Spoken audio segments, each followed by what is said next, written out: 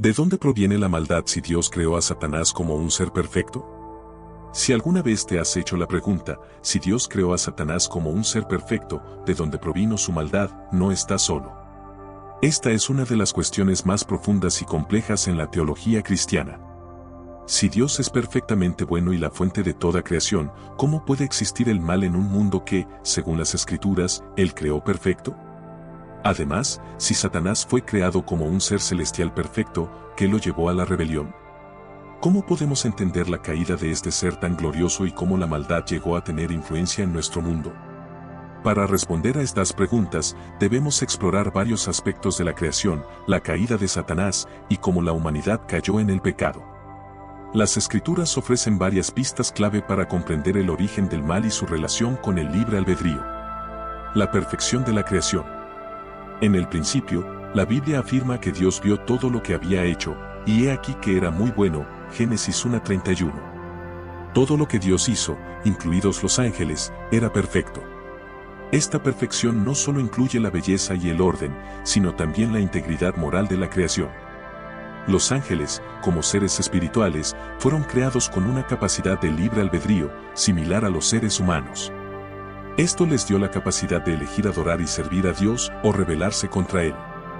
Lucifer, quien más tarde se convertiría en Satanás, fue creado como uno de los ángeles más perfectos. En Ezequiel 28, 12-17, se describe a Lucifer como un ser lleno de sabiduría y belleza, cubierto de piedras preciosas como el topacio, el zafiro y el diamante. Su esplendor era tal que ocupaba un lugar especial en el monte santo de Dios, un lugar de gloria y cercanía a la presencia divina. El profeta Ezequiel dice que Lucifer fue creado como un querubín ungido, alguien con una posición elevada entre los seres celestiales. Sin embargo, este ángel perfecto y hermoso estaba destinado a glorificar a Dios. Pero en algún momento de su existencia, algo cambió en su corazón. El origen del mal, el orgullo y la rebelión. La caída de Satanás no fue un accidente ni una consecuencia del mal exterior. El mal entró en su ser debido a su elección personal.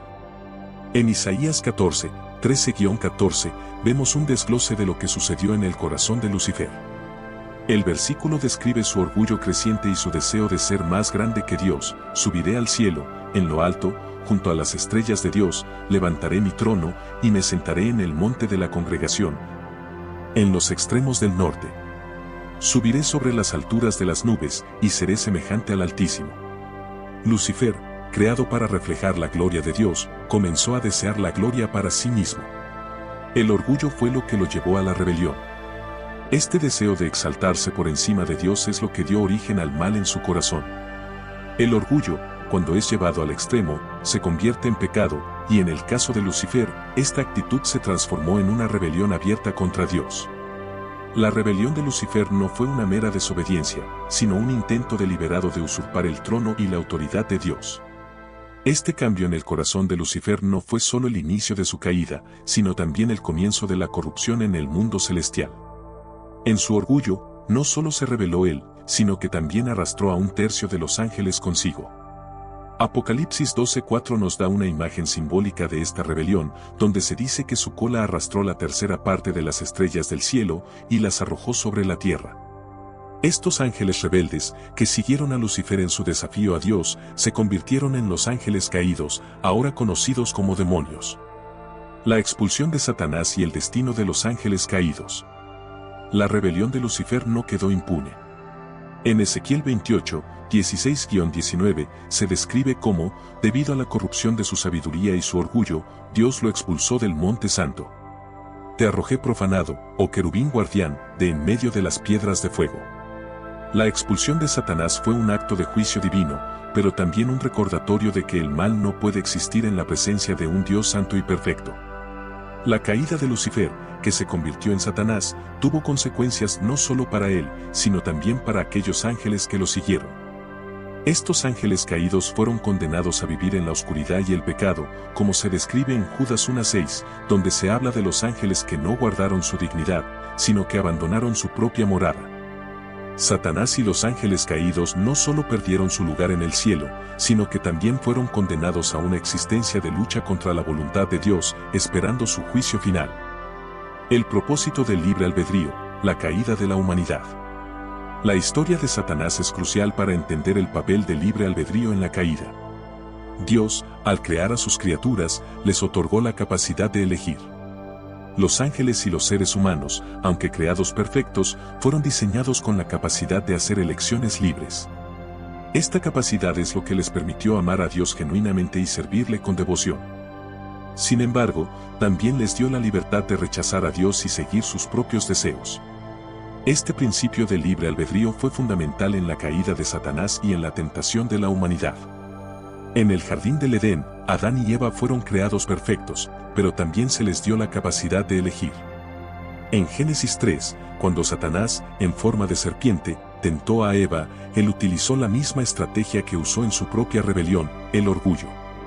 Satanás les ofreció la oportunidad de ser como Dios, de conocer el bien y el mal por sí mismos, sin necesidad de depender de la voluntad de Dios. Este fue el pecado de Adán y Eva. Al igual que Satanás, quisieron usurpar el lugar de Dios y decidir por sí mismos lo que era bueno y malo. Al igual que Satanás, el pecado entró en el mundo debido a una elección personal, impulsada por el deseo de autonomía y control. El pecado de Adán y Eva trajo consecuencias devastadoras no solo para ellos, sino para toda la humanidad, que heredó la naturaleza caída y la tendencia al pecado. El propósito de Dios en permitir el mal. Una de las preguntas más difíciles que surgen al estudiar el origen del mal es, ¿por qué Dios permitió que el mal existiera en primer lugar? La respuesta a esta pregunta se encuentra en el concepto del libre albedrío.